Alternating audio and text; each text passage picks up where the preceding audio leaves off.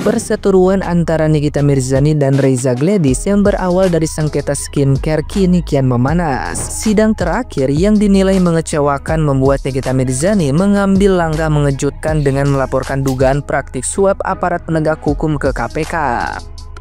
Laporan tersebut diajukan oleh kuasa hukum Nikita Mirzani. Pihaknya mengklaim memiliki bukti kuat yang mengarah pada dugaan bahwa Reza Gladys menyuap hakim dan jaksa demi mempengaruhi jalannya persidangan. Langkah ini sontak menjadi sorotan publik, terlebih karena Nikita Mirzani berharap KPK segera menindaklanjuti laporan tersebut demi membuktikan bahwa keadilan masih ada di Indonesia.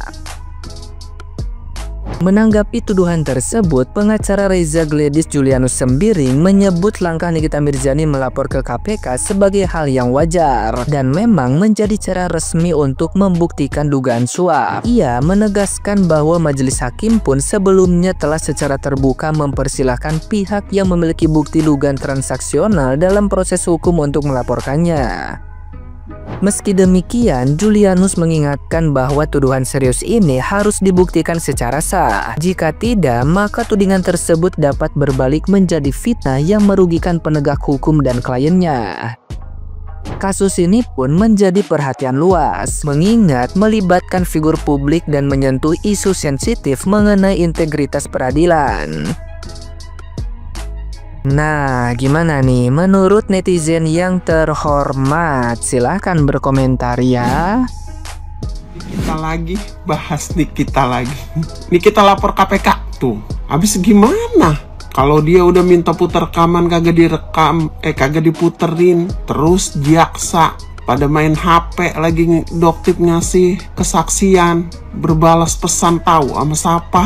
Terus hakim ketuanya molor. Mungkin kali ya gue mau udah dapet duit ini, jadi sebodoh teuing sama sidang gue mau molor baik kali begitu. Terus ya keadaan kisruh itu JPU berubah dari jaksa menjadi konten kreator ngerekam. Gimana nih kita aja seorang artis terkenal digituin, apalagi rakyat-rakyat kecil kayak kita. Ya Allah, JPU dan itu sudah mempermalukan lembaganya. Ya wajar lah nih kita lapor ke KPK, saksinya kita semua, seluruh rakyat Indonesia. Gimana persidangan itu? Gimana nasib keadilan kalau penegaknya mempermalukan lembaganya? Wow, Nikita Mirzani mengirim surat kepada KPK. Ini pengaduan dugaan tindak pidana korupsi dan atau patut diduga adanya tindakan suap terhadap aparat penegak hukum dan diterima di KPK. Waduh, tambah rame ya kan. Seorang Nikita Mirzani kalau udah melakukan seperti ini, udah jelas nih buktinya sangat kuat dan benar-benar otentik nih ya kan. Kalau memang benar-benar ini terjadi ya, bukti dan penyuapan kepada penegak hukum di instansi manapun ini harus di-up ke publik nih, supaya publik, masyarakat itu tahu ya, dan ke depan tidak ada lagi korban seperti Kak Nikita Mirzani yang disolimi dengan hukum, agar ke depan tidak ada orang yang punya kekuasaan, punya jabatan ataupun punya uang seenaknya menghukum orang tanpa ada bukti kesalahan atau menyeting semuanya agar lawannya itu di penjara dan lain-lain. Aduh, beneran nih ya, mencoreng hukum Indonesia, bener-bener mencoreng nama penegak hukum Indonesia. Ngeri banget loh, bayangin ya kalau terjadi sama kita rakyat biasa kan. Aduh, nggak habis pikir ya. Pokoknya siapapun yang terlibat ya, siapapun yang terlibat nih ya, kayaknya jaksa-jaksa yang ngerekam gini-gini kemarin ini ya bau-bau kan ya. Pokoknya siapapun yang terlibat harus dihukum seberat-beratnya dan mendapatkan hukuman sosial. Karena apa? Karena yang merusak citra hukum Indonesia, bos. Ya, ngeri banget. Indonesia ini harus hukumnya itu adil, bukan diatur oleh orang yang punya kekuasaan saja ataupun diatur oleh orang yang punya duit. Ya, semangat terus Kak Nikita Mirzani. Kita semua akan meneriakan keadilan untuk Kak Nikita. Waduh. Nampaknya Nikita Mirzani mulai geram dengan apa yang telah terjadi di kasusnya. Karena mungkin Nikita Mirzani emang benar-benar sudah ngerasa muak dengan penegak-penegak hukum yang ada di persidangan. Dan sekarang Nikita Mirzani melaporkan para penegak hukumnya ke KPK karena ada dugaan suap. Gimana ya? Soalnya kalau dibilang gak ada suap juga aneh, dibilang ada suap ya bisa jadi. Karena apa? Karena banyak kejanggalan-kejanggalan dan sikap dari para penegak hukumnya yang ada di persidangan itu kayak apa ya?